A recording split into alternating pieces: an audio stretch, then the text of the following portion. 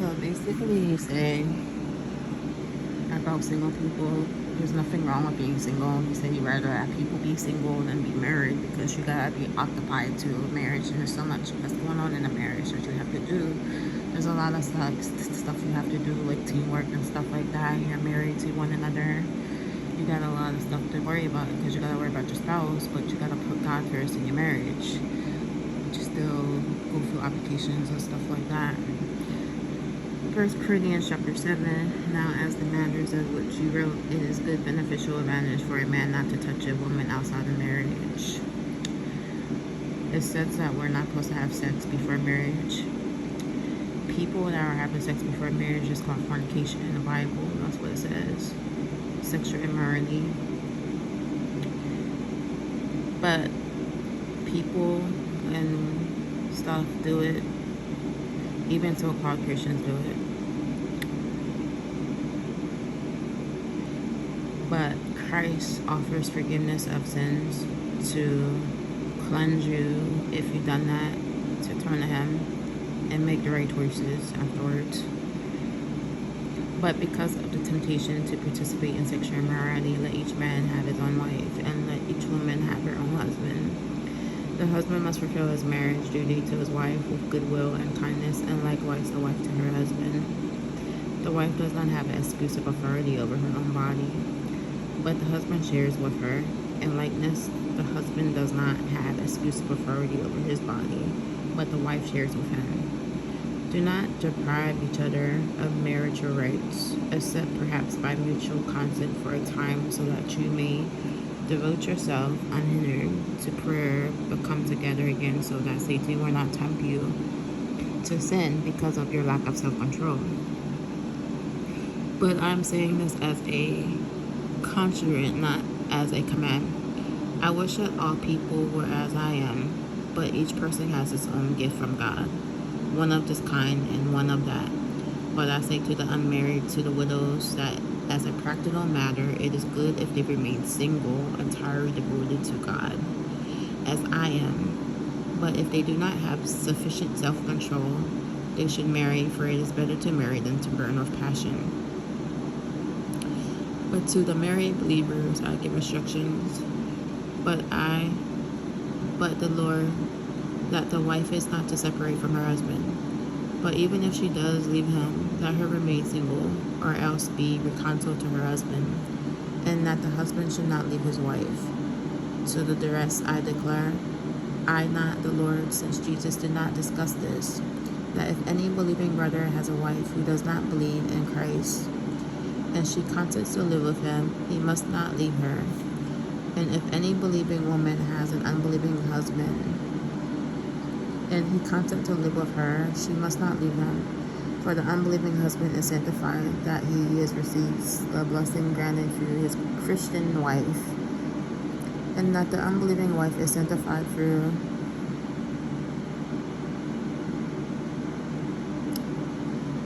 her believing husband. Otherwise their children would be ceremony unclean, but as if it is that they are holy.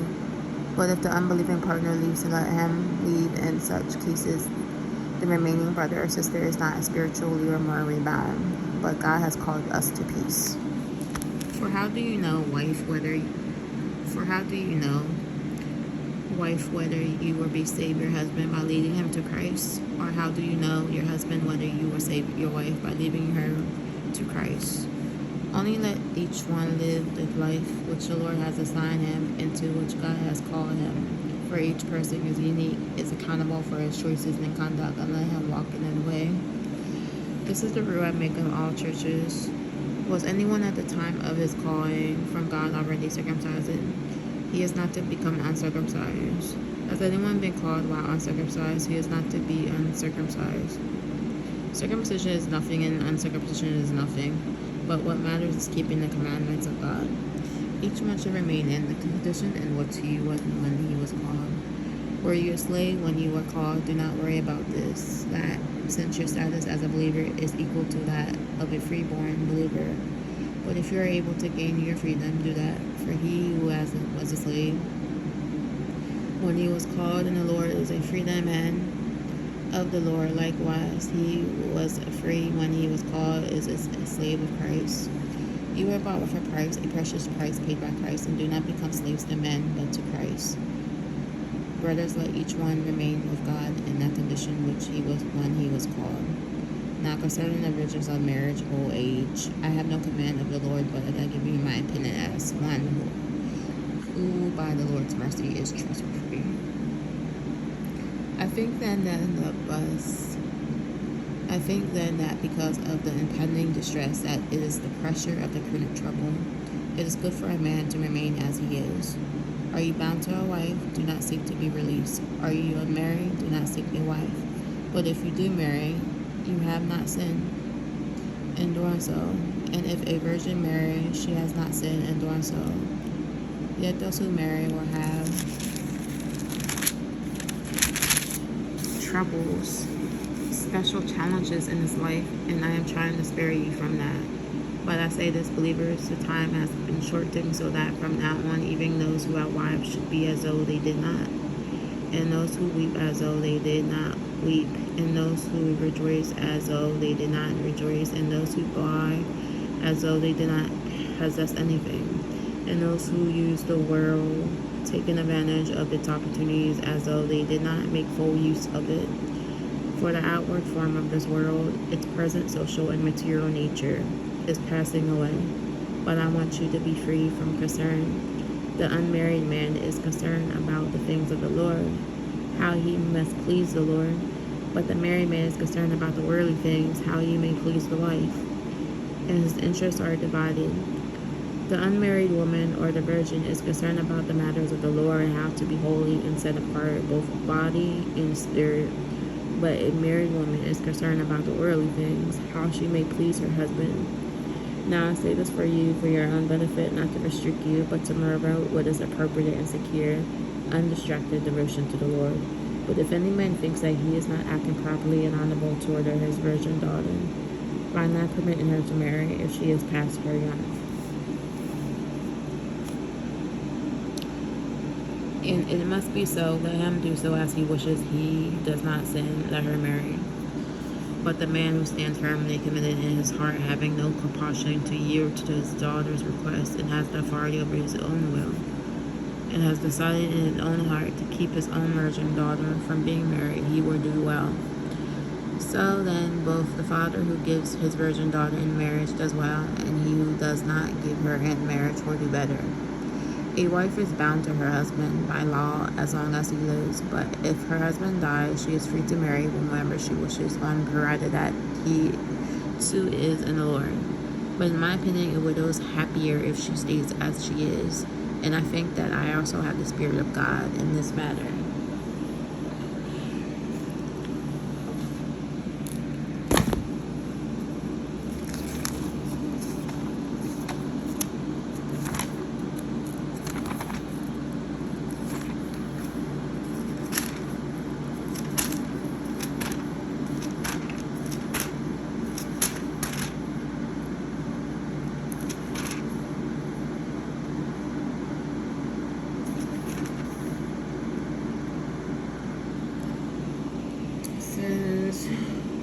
Sexual temptations are difficult to withstand because they appeal to the normal and natural desires that God has given us. Among other things, marriage provides God's way to satisfy these natural sexual desires and to strengthen the partners against temptation. Married couples have the responsibility to care for each other. Therefore, husbands and wives should not withhold themselves sexually from one another, but should fill each other's needs and desires. Both marriage and singleness is a blessing from the gift from God. One is not morally better than the other, and both are valuable to accomplish God's purposes. It is important to each of us, therefore, to value our present situation. When Paul said he wished that all people were like him, unmarried, he was expressing his desire that more people would devote themselves completely to the ministry without the added concerns of his spouse and family, as he had done. He was not criticizing marriage. After all, it is God's created way of providing companionship and populating the earth.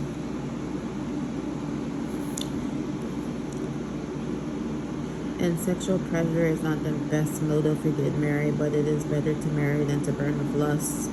Many new believers in Christianity thought that all sex was wrong, so engaged couples were deciding not to get married. In this passage, Paul was telling couples who wanted to marry that they should not frustrate their normal sexual drives by avoiding marriage. This does not mean, however, that people who have trouble controlling themselves should marry the first person who comes along. Dealing with the pressure of desire is preferable to dealing with an unhappy marriage.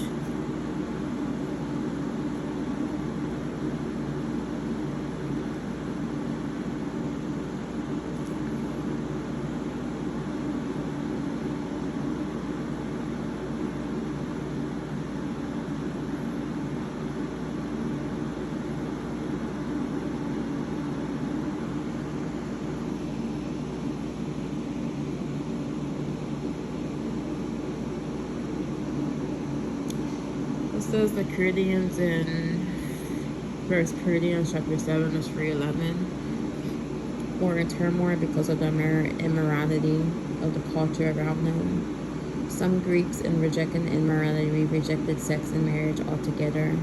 And the Corinthian Christians were wondering if this was what they should do also, so they asked Paul several questions.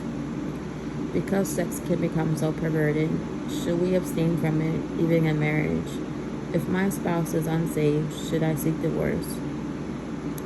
Should unmarried people and widows remain unmarried?